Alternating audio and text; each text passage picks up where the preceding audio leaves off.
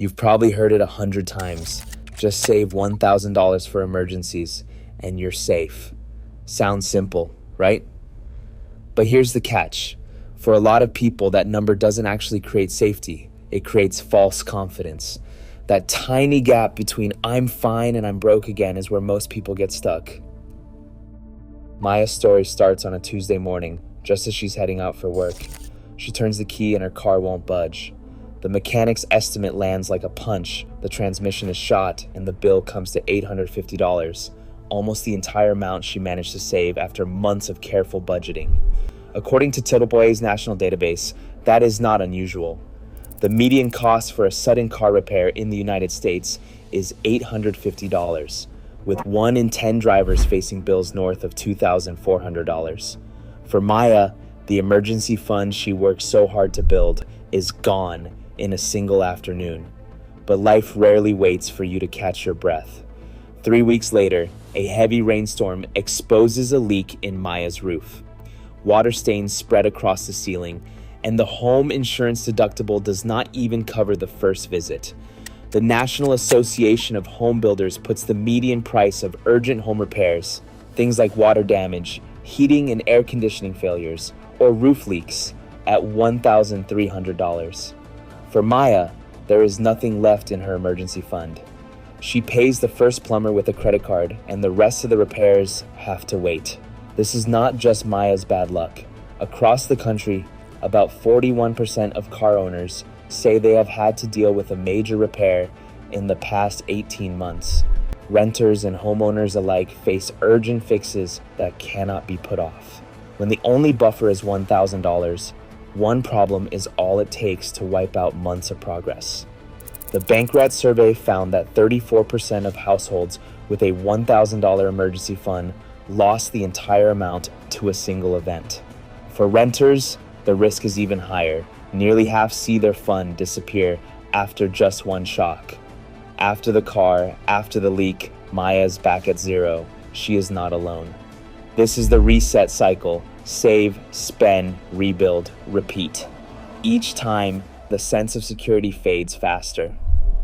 The real problem is not that $1,000 does not help.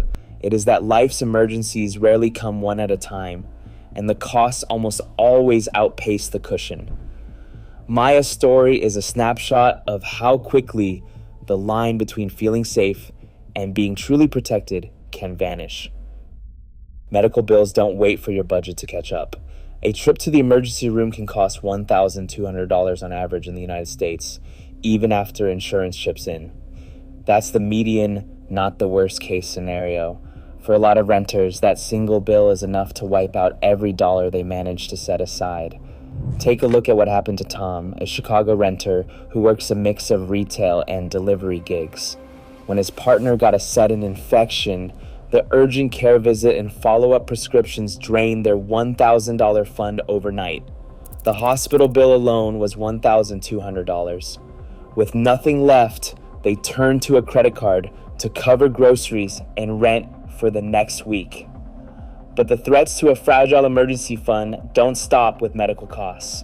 Income gaps can be just as devastating, and they are more common than most people realize. According to the Bureau of Labor Statistics, the average American worker loses $1,150 in earnings after just 2 weeks out of work, even after partial unemployment benefits. That's nearly identical to the cost of a single emergency room visit. For gig workers and those without paid leave, the hit is immediate. When Tom's retail job cut hours during a slow month, he and his partner had no buffer left. They relied on a local food bank for the rest of the month, just to keep the lights on. These aren't rare disasters. About 1 in 5 Americans faces a medical emergency every 3 years. Short-term income loss is even more frequent for those in hourly or contract work. For renters, the risk is higher still. Nearly half say their emergency fund disappears after just one shock. When the only safety net is $1,000, the line between feeling secure and being exposed is razor thin. One bill, one missed paycheck, and the cushion is gone. The cycle repeats. Save, spend, rebuild, repeat. The problem isn't that a $1,000 emergency fund doesn't help. It's that life's emergencies don't wait their turn, and the costs almost always outpace the cushion. A $1,000 emergency fund isn't just a number, it's a psychological milestone.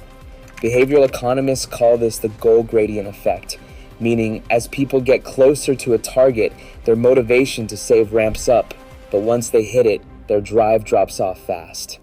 MetLife's experiment with over 12,000 participants tracked exactly what happens. When savers hit their $1,000 goal, the average rate of new contributions fell by about 15% in the following month. For many, the fund sits untouched until the next crisis, and the energy to keep saving fades away. Counselors see this pattern all the time. One financial coach from a community nonprofit described how clients treat the $1,000 mark like a finish line. She said it feels like winning a race, but then they stop running.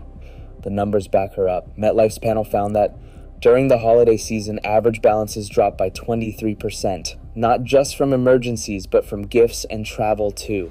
People dip into their emergency fund for non-emergencies because the psychological box is checked. The money feels like a reward, not a shield. Mental accounting plays a role here as well. When $1,000 is set aside in a separate account, it becomes a mental safety net. But the illusion of security can be dangerous. Instead of building up a true buffer, savers relax, thinking they are protected. The finish line mindset leaves people exposed to the next big bill, and the cycle of saving, spending, and starting over repeats. So the real issue isn't that $1,000 is useless. It's that it's only the starting line, not the safety net. If you treat it like the finish line, you stay fragile. But if you treat it like step one, you start building real financial stability that actually survives life. Carlos didn't just rebuild his emergency fund, he rewired the way he handled setbacks. After a roof leak wiped out his initial $1,000 buffer, he and his partner tried a laddered savings strategy recommended by their local credit union. Instead of pouring every extra dollar into a single account, they split savings across 3 buckets: a quick access buffer for the next small shock, a car repair sinking fund, and a growing essentials reserve aimed at covering 3 months of basic expenses. Each payday, a 10% auto transfer sent money to these tiers before they could even think about spending it. This system wasn't just theory. Chicago's Financial Health Initiative piloted a similar approach with hundreds of gig workers and renters. The results were striking. After a major expense, participants rebuilt their essentials reserve in 4.5 months, which is half the time it took those using a single emergency fund. Over 6 months, credit card debt dropped by 70%. By the 24-month mark, half the group had enough saved to cover 3 months of living costs. For most, that meant real breathing room for the first time in years. Carlos called it the rule of 3 buckets. He knew the starter fund would get hit first, but the essentials reserve stayed protected, giving him time to recover without spiraling into debt. The essentials calculator, a simple tally of rent, groceries, utilities, and insurance, helped him set a realistic savings target. Automatic transfers made the process nearly invisible. By the end of 32 months, his family had a full 3-month cushion, something that once felt impossible. The difference was clear. Instead of resetting to zero after every crisis, they bounced back faster and stayed out of the debt trap. The laddered plan didn't just offer hope, it delivered resilience. A single car repair, medical bill, or job gap can wipe out a $1,000 cushion overnight. The trap isn't the number. It's believing that's all you need. Real safety means building past the starting line. The difference between feeling safe and being protected could shape your next crisis. Share your thoughts below.